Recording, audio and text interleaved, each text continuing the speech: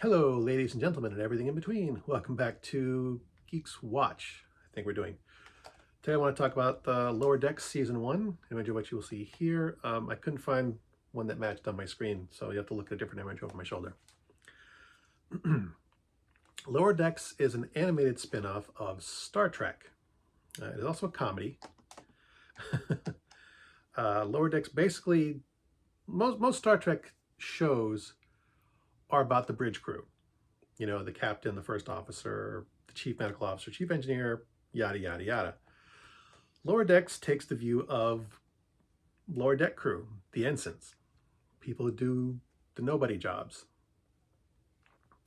It follows the cast, or not, follows the, I don't know how to say adventures, whatever, the exploits, the activities of four ensigns: Beckett Mariner, Brad Boimler, Tendi, and Rutherford.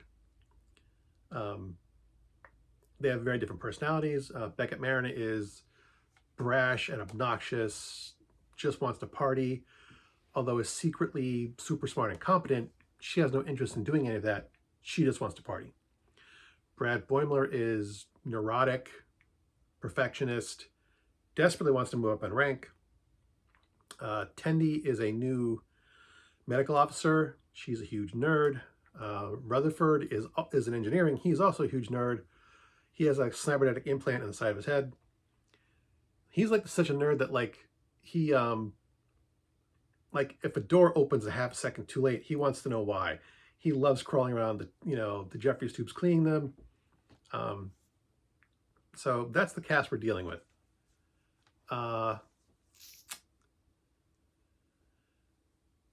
I don't know. I guess this is almost like, well, Rick and Morty meets Star Trek. It's more crude than a lot of Star Trek is, but it's not quite as bad as Rick and Morty. Animation is good. The action's a bit frantic at times. A little, again, I think the action is almost so fast paced as to be kind of distracting, at least to me. Beyond that, it is kind of funny.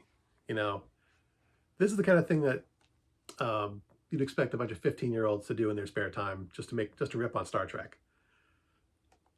They take a lot of the same Star Trek tropes and toss them on their ear, and either take them to a ludicrous conclusion, or treat them the way ordinary people would have treated these situations that show up in Star Trek all the time.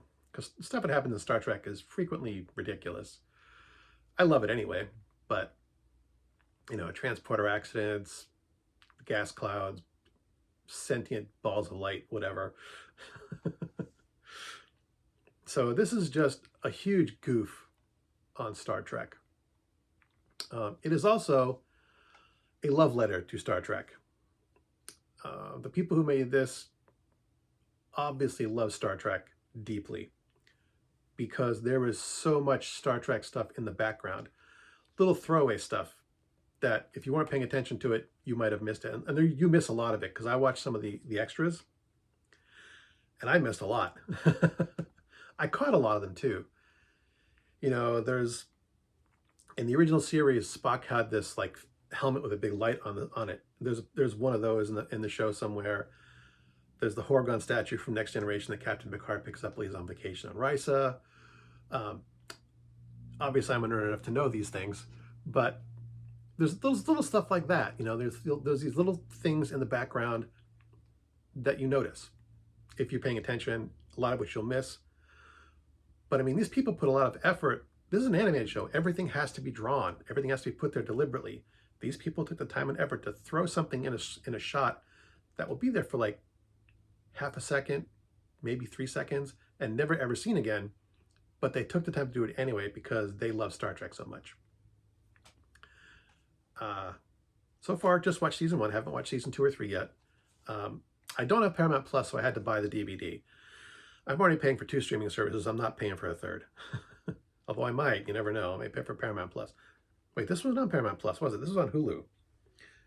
So yeah, I'd have to pay for another stream. I'm not paying for another streaming service.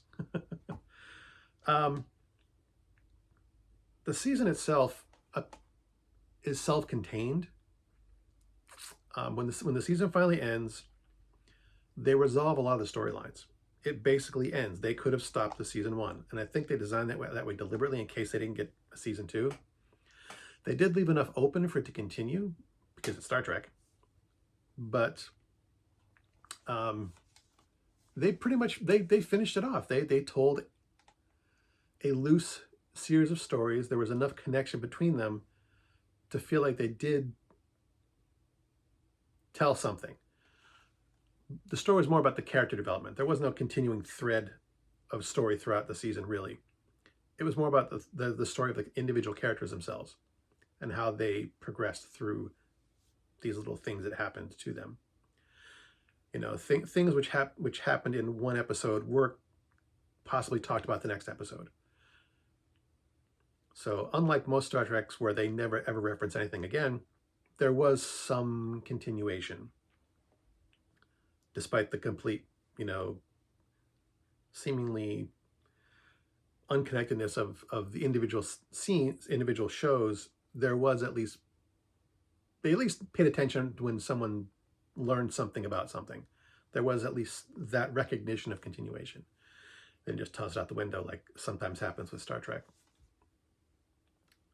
Another thing that I wanted to mention is that Lower Decks is actually based on a Star Trek episode in Next Generation. Star Trek Next Generation did a Lower Decks episode. It wasn't a comedy, but they had an episode where they told the story of 4 of the non-regular cast members, non-bridge crew members. You know, 4 different people who met in 10 Forward, you know, for drinks and to chat and hang out. They were friends.